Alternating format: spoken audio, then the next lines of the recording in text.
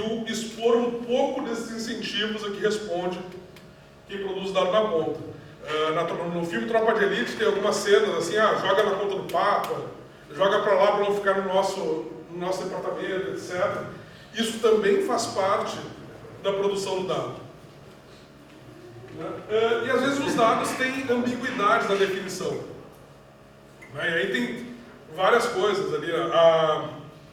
Se tu vai olhar os microdados do CIVEP-GRIP, que é o banco de dados do Ministério da Saúde, que coleta informações sobre todos os pacientes internados de UTI que sobreviveram ou que morreram, ele tem uma coluna que é muito importante, que é diabetes. Se a pessoa tem ou não diabetes. Isso aí é crucial para o diagnóstico do Covid. Só que, em mais de 60% dos casos, ela não está preenchida. Ela não está preenchida porque a pessoa não tem diabetes ou porque não foi perguntado se ela tem diabetes. Tem as duas coisas aí no meio, provavelmente.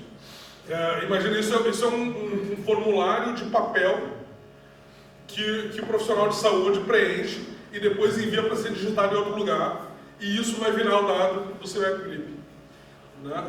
Então, assim, na correria, o cara diz, não tem diabetes, então não vou marcar nada. Mas ele pode marcar sim ou não. Mas na maior parte dos casos não marca nem sim nem não. E isso prejudica o poder explicativo dos dados. E aí, nesses dados, pode ter vieses ocultos, escondidos, que nem o caso das prisões ali em flagrante. Então, lá na ponta, os dados são humanos até demais. Tu imagina que profissional de saúde esse que está preenchendo os dados do CIVEP-GRIP é essa pessoa aqui. Enquanto ela está preenchendo aqui, tem um paciente morrendo aqui, 3 berrando de dor ali, mais 5 querendo ser atendidos e o Danny DeVito de bunda de fora.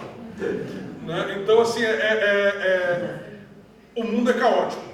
O mundo é isso que a gente conhece. É essa bagunça. A gente vive nele, a gente sabe, a gente faz bagunça, a gente sabe como é que é. Nos primeiros anos da minha carreira, quando eu comecei a trabalhar com dados, eu pegava as bases de dados, eu presumia que elas fossem perfeitas, mas sempre tinha uma imperfeição e dizia, mas é que essa aqui é assim. Pegava outra, dizia, mas é que essa aqui é assim. Todas são assim. Não é uma ou outra. Porque os dados são sempre produzidos por seres humanos, são sempre preenchidos e definidos e criados por seres humanos e descrevem a realidade que a gente vê. Então, para a gente entrevistar essa fonte diferente, a gente, da mesma maneira como a gente usa a língua portuguesa para entrevistar pessoas, ou outras línguas, se forem entrevistados estrangeiros, a gente usa a linguagem da matemática para entrevistar os dados. E se a gente não souber falar a língua do entrevistado,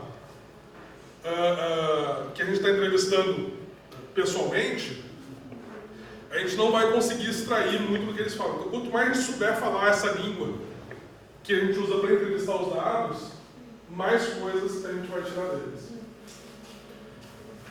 Sempre que eu vou dar uma aula de jornalismo de dados, o pessoal me pergunta sobre ferramentas.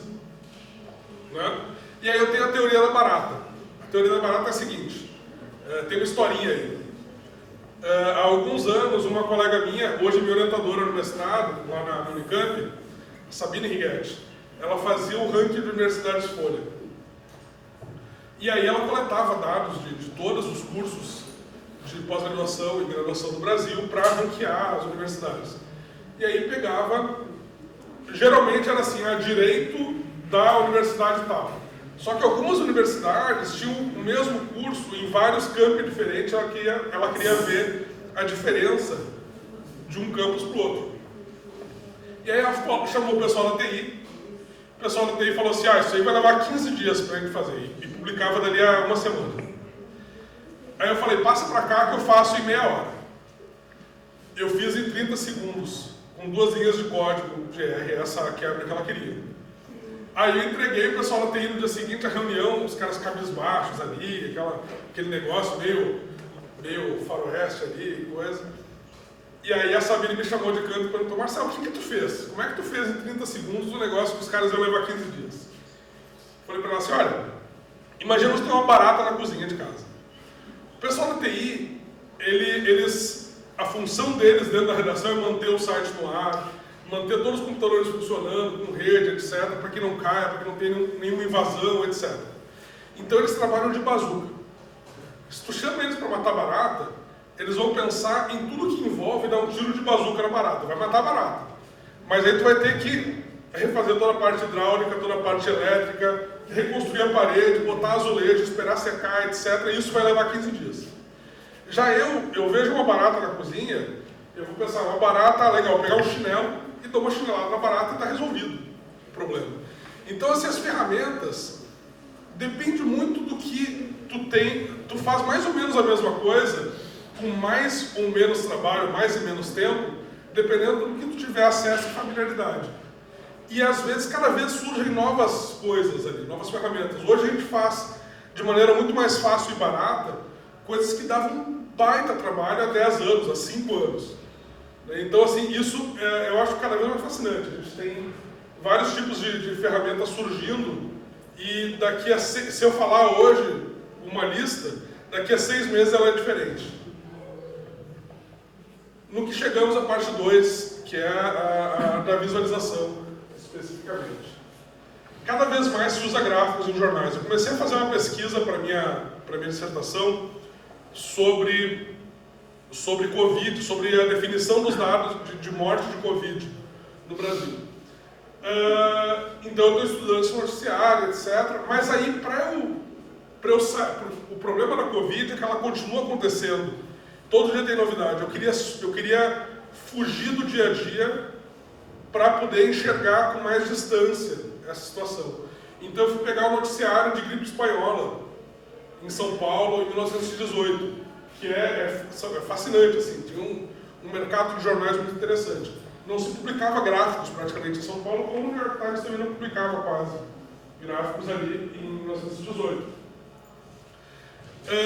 Mas tem um gráfico, acho talvez o primeiro infográfico da imprensa brasileira de números, que não fosse mapa, tá lá que um cara que era lá em São Paulo, a União dos Escoteiros se voluntariou para botar a molecada para visitar os cartórios e médicos e pegar os números.